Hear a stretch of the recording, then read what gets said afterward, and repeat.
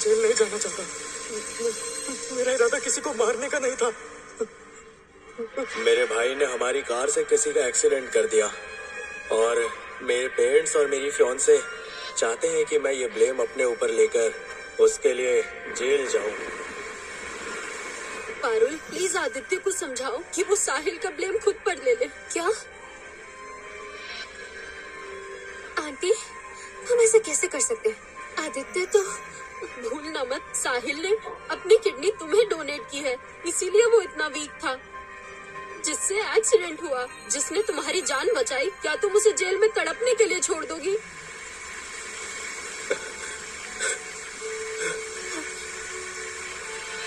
आदित्य, ये एक्सीडेंट था, इसलिए तुम्हें सिर्फ 7 साल की सजा होगी और साहिल तुम्हारा भाई है।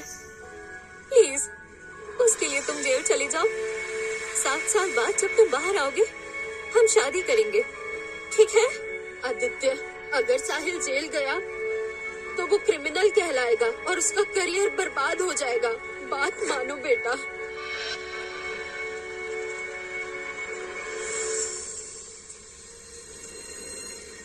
साहिल भले ही हमारा अडॉप्टेड बेटा है, जब तुम 10 साल तक घूमते वही हमारे साथ था।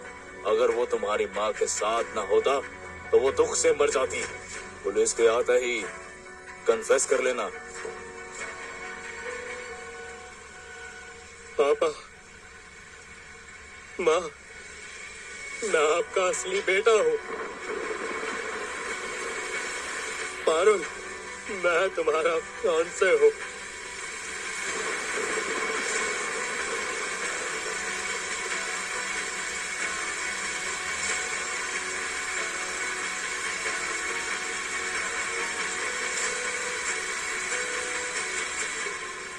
गाड़ी का ड्राइवर कौन है? ऑफिसर, मुझे रिपोर्ट करनी है। कातिल आदित्य गुप्ता है, वही तेज ड्राइव कर रहा था और उसी ने एक्सीडेंट किया है।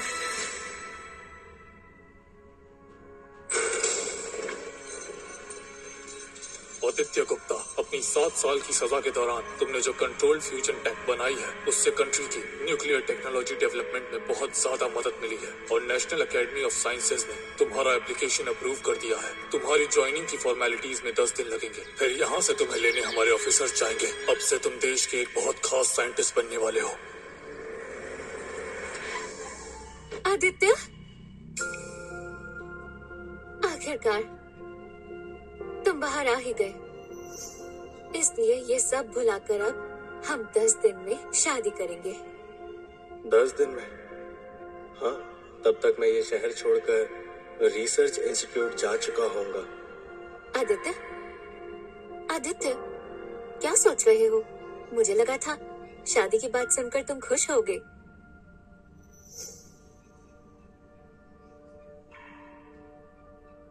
मेरी मानो तो ये शादी कैंसिल कर दो। आदित्य, आदित्य, क्या तुम इसलिए गुस्सा हो कि तुम्हारे पेरेंट्स तुम्हें लेने नहीं आए?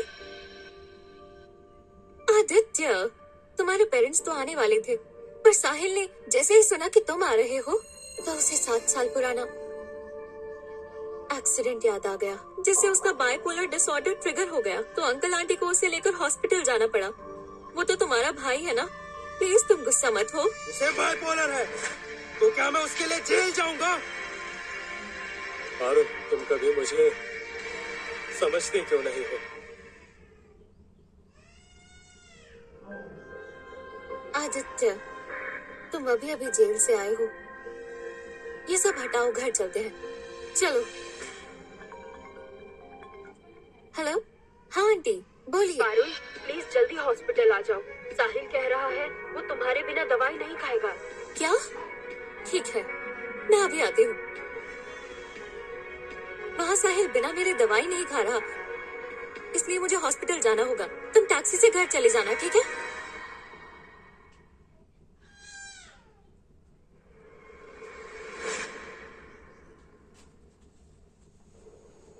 पारुल, मेरे पास टैक्सी के लिए पैसे कहाँ से आएंगे?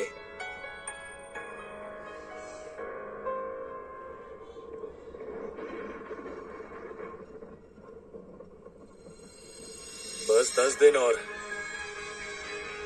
फिर सब खत्म।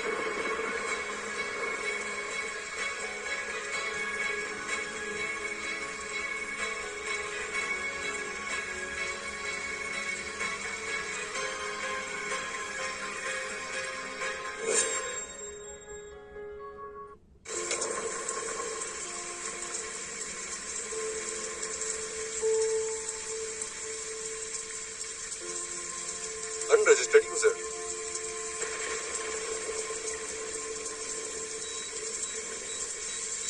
Unregistered user. Unregistered user.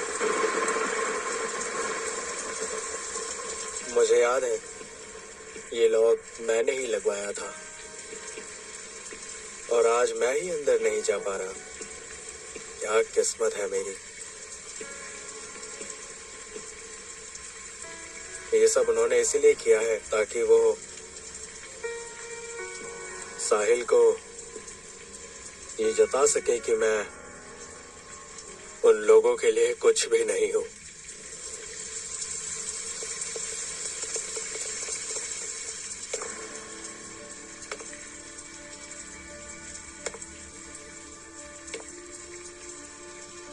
Honey, आपने देखा ना आज कैसे आदित्य का नाम सुन के साहिल का बाइपोलर ट्रिगर हो गया।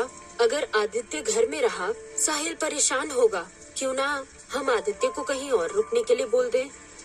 ये तुम क्या कह रही हो? आदित्य भी तो इसी घर का बेटा है ना। फिर क्या करें? साहिल को हॉस्पिटल से घर भी तो लाना है और वो आदित्य को देखते ही ट्रिगर हो जाएगा। हाँ, क्यों ना हम आदित्य को बेसमेंट में रूम दे दें? बेसमेंट? हाँ, ज्यादा मत सोचिए, मुझे हैंडल करने दीजिए। रमेश, जी मैडम। जब आदित्य आ जाए तो उसे सीधा बेसमेंट में ले जाना और उसे अच्छे से समझा देना कि वो साहिल के सामने ना आए।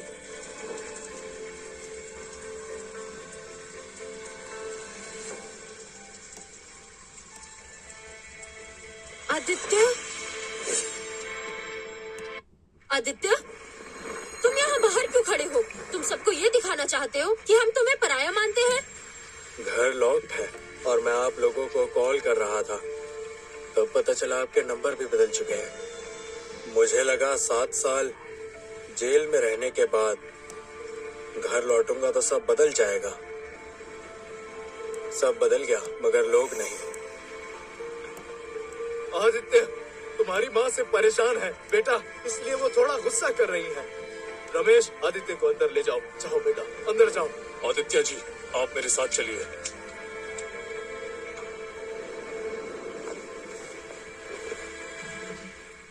उर्वशी, तुम हर बात के लिए उस बेचारे को क्यों दोषी मानती हो? वो छोटा था जब उसका किडनैप हुआ था, उसे क्या पता था कि क्या होने वाला है? अशोक, आप तो ऐसे बोल रहे हैं जैसे कि आप उस समय भूल गए जब आदित्य किडनैप हुआ था। पूरे समाज में हमारी कितनी बेइज्जती हुई थी और आज तक लोग मुझे उस चीज को लेकर कितना सुनाते हैं, जबकि पूरी गलती आदित्य की थी। अगर वो थोड़ा सतर्क रहता तो ऐसा कुछ होता ही नहीं। लेकिन अगर तुम ऐसे ही नाराज होती रही तो वो घर से भाग जाएगा। नहीं, वो कहीं नहीं जाएगा। वैसे भी आपने अपनी सारी प्रॉपर्टी उसको देने के पेपर्स बनवा लिए हैं और उसकी पारुल से शादी भी होने वाली है।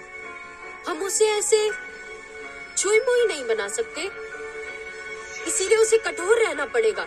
ये उसके लिए बहुत इम्पोर्टेंट है।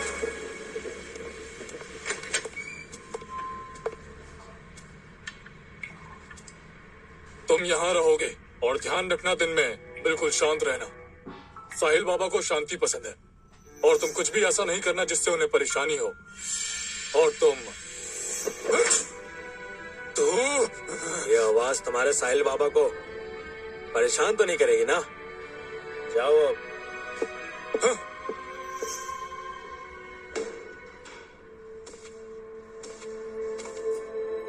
सिर्फ 9 दिन और फिर मैं हमेशा के लिए इन सब से दूर चला जाऊंगा।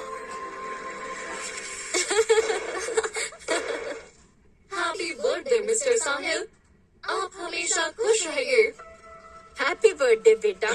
थैंक यू मॉम डैड, सबका शुक्रिया। कितने खुश हैं सब यहाँ। किसी को मेरा बर्थडे याद भी नहीं, क्योंकि जब से साहिल पहली बार घर आया था तब से उसने मेरे बर्थडे के दिन ही अपना बर्थडे बनाना चालू कर दिया था। बेटा, ये तुम्हारे लिए गिफ्ट है, एक नई लैम्बोर्गिनी कार। डैड, मॉम, ये कार तो 8 करोड़ की होगी, है ना? Thank you mom.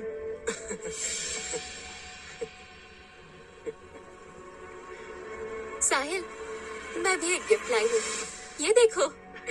Thank you Parul, I love you so much. Sahil, क्या कर रहे हो?